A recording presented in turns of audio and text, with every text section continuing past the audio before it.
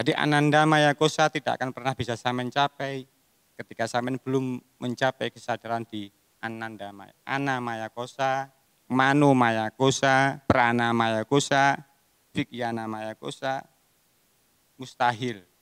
Karena ini dimensi non fisik. Jadi sampean harus melampaui fisik sampean dulu. Karena di dimensi ini Ananda Maya Kosa sampean hanya bisa menyatu dan menyaksikan dalam penyatuan itu. Karena Ananda Maya Kosa bukanlah sebuah tempat yang bisa sampean tempuh.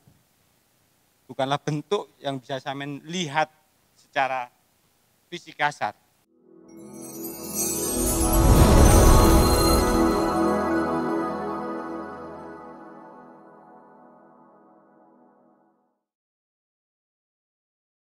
Jadi begini Om, jadi saya ada sedikit pertanyaan yang kesekian kalinya lah dari pertanyaan-pertanyaan yang kemarin yang dari Pancamaya Kosan itu ada dari 1, 2, ketiga sampai keempat kan gitu lah. Nah terus ini yang kelima kan belum saya mengetahui yang Ananda Maya Kosa itu tadi. Jadi bagaimana untuk bisa mengenal dimensi yang kelima itu tadi, yang dinamakan Ananda Maya Kosa itu tadi. Jadi cara sederhana untuk bisa melangkah ke arah sana, untuk saya bisa mengenal itu tadi. Jadi mungkin bisa dijelaskan secara detail supaya saya sendiri bisa memahami itu, bisa merasakan itu, dan juga bisa kemungkinan bisa berbagi sama teman-teman kita. Kemungkinan itu yang mau saya tanyakan ke jenengan itu. Ananda Maya Kosa. Ananda Maya Kosa adalah dimensi manusia yang non fisik. Jadi sebenarnya kalau ngomongin dimensi ini kan non fisik. Jadi bukan materi lagi dan bukan materi. Jadi Ananda Maya Kosa ini adalah dimensi terhalus manusia. Kesadaran puncak manusia, kalau boleh saya mengistilahkan adalah kesadaran puncak manusia. Karena ini bukanlah sebuah materi lagi. Bukanlah sebuah fisik materi. Kalau dalam falsafah Jawa, budaya Jawa, ini sudah menyangkut Gusti. Karena itu Ananda Maya Kosa sebenarnya tidak bisa diartikan apapun atau dideskripsikan dengan apapun. Cuman cara sederhana untuk memahami dimensi non fisik kita sebagai manusia, tidak ada jalan untuk melakukan tirakat atau apapun, tidak. Kita hanya bisa istilahnya itu melebur, Mas. Istilahnya kita hanya bisa mengalami dan menyaksikan, tapi tidak ada jalan menuju ke situ.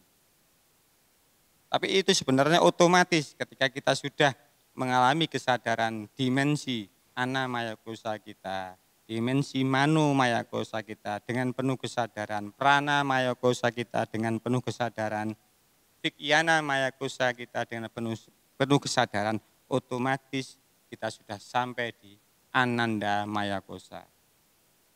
Jadi Ananda Maya Kosa tidak akan pernah bisa sampean capai ketika sampean belum mencapai kesadaran di Ananda Maya. Ana Maya Kosa, Mano Maya Kosa, Prana Maya Kosa, Vigyana Maya Kosa, mustahil. Karena ini dimensi non fisik. Jadi sampean harus melampaui fisik sampean dulu.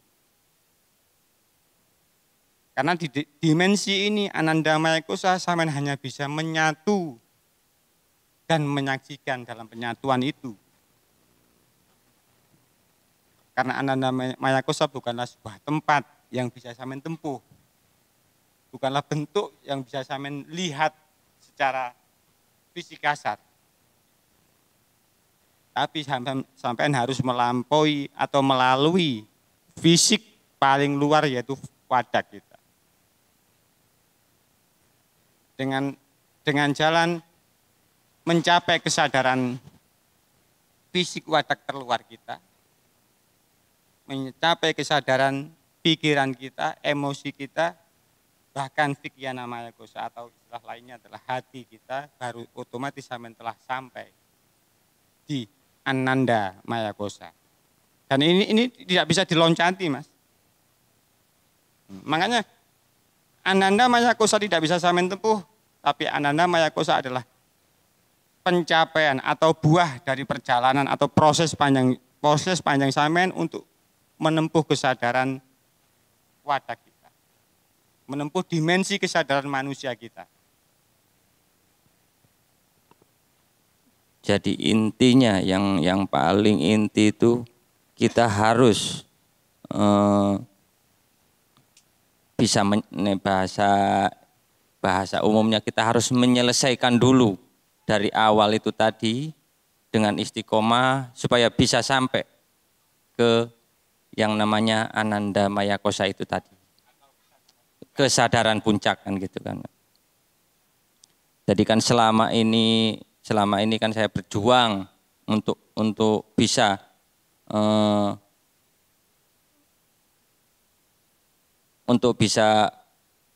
dengan kesadaran itu tadi, Mas. Ya.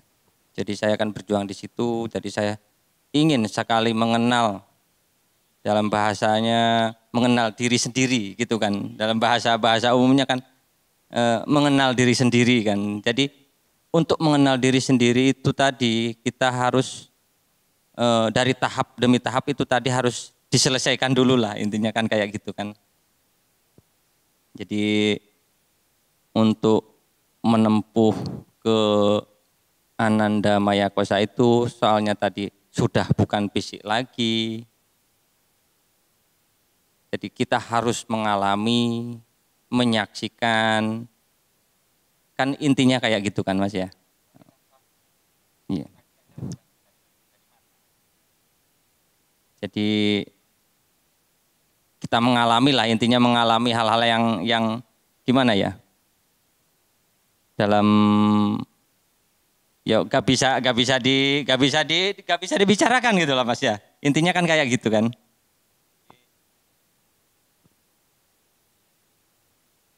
Untuk dimensi Ananda Maya Kosa atau kesadaran puncak manusia itu kalau saya permudah Mas, kalau saya permudah karena saya orang Islam itu saya bisa ambil dari istilahnya kalau dalam Islam itu ada yang namanya di bulan Ramadan ada namanya Lailatul Qadar. Itu adalah sama dengan Ananda Maya Kosa. Kalau dalam spiritual Jawa namanya Ananda Maya Kosa, kalau dalam spiritual Islam, agama Islam adalah Lailatul Qadar. Dan ini bisa pintu pertama untuk mencapai Lailatul Qadar itu sudah ada dalam ajaran Islam di bulan Ramadan. Dan itu sudah ada yang membahas, para alim ulama yang sudah membahas itu menjabarkan kapan Lailatul Qadar itu. Kan, ya, tapi yang pasti Lailatul Qadar pintu pertama harus sampean temukan di bulan Ramadan. Sampean tidak bisa menemukan Lailatul Qadar di bulan Ramadan sebelum bisa menemukan Lailatul Qadar di bulan Ramadan. Karena kenapa? Lailatul Qadar setiap saat turun. Ini dalam perspektif orang Jawa. Tapi minimal kita harus menemukan kesadaran puncak kita pada kalau agama Islam Lailatul Qadar dulu. Istilahnya setelah menemukan Lailatul Qadar di bulan Ramadan, kita akan melanggengkan Lailatul Qadar itu atau kesadaran puncak kita sebagai manusia di bulan-bulan yang lain.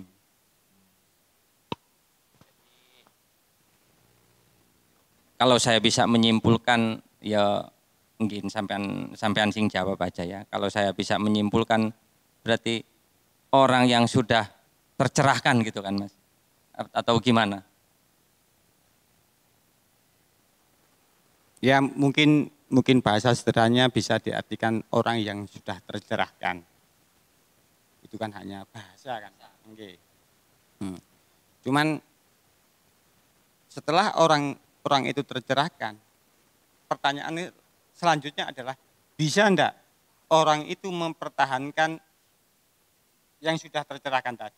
Atau bisa enggak mempertahankan ketika sudah mendapatkan Lailatul Qadar, bisa menemukan itu di lain Ramadan setiap saat kan itu.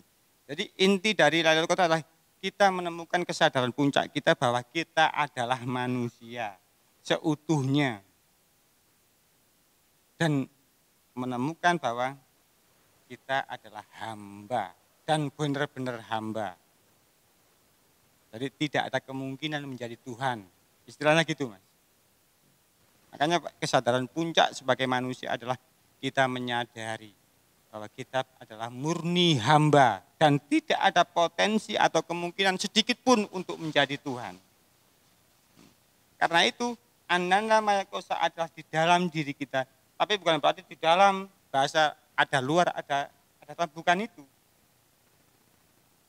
Tapi ketika saya menemui sudah melampaui dimensi fisik dasar manusia kita, otomatis ketika saya sudah kenal dengan atau mencapai kesadaran Ananda Maya Kosa sampean, itu istilahnya sampean sudah dengan teori Islam, dengan metode Islam, sampean sudah kenal dengan diri sampean sendiri.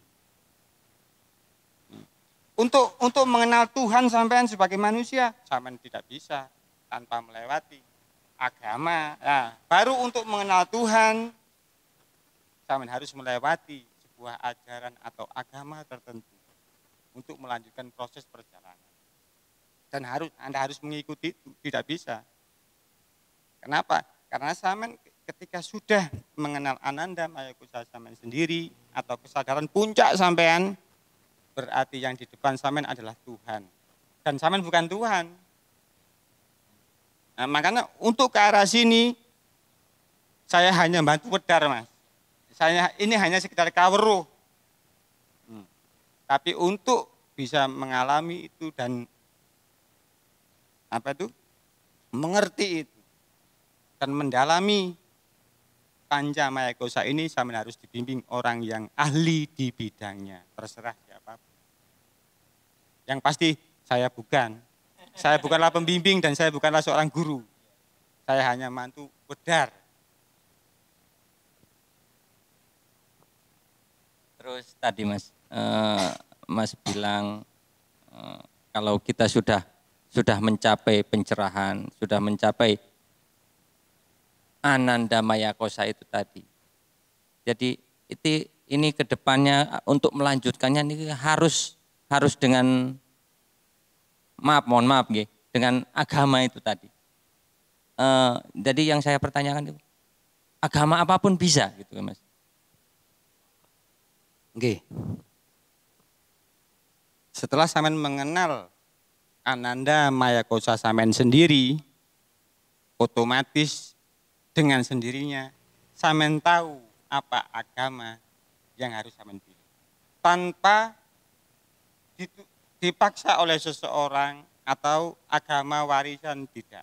Justru sampean istilahnya kalau kita mengikuti istilahnya Islam, ketika sampean sudah bersyahadat asyhadu alla ilaha illallah wa asyhadu anna Muhammadar Rasulullah, sampean dalam kesadaran tersendiri. Pilihan sampean sendiri tanpa ada yang memaksa. Bukan karena lingkungan sampean beragama Islam, sampean milih Islam, tidak. Karena Ananda Maya Kosa, Tuhan dan hambanya tidak akan jauh. Cuman saya tidak tertarik untuk menilai agama A, B, C paling benar, tidak. apapun agama yang saya pilih adalah itulah perjalanan yang harus saya tempuh. Ya, terima kasih untuk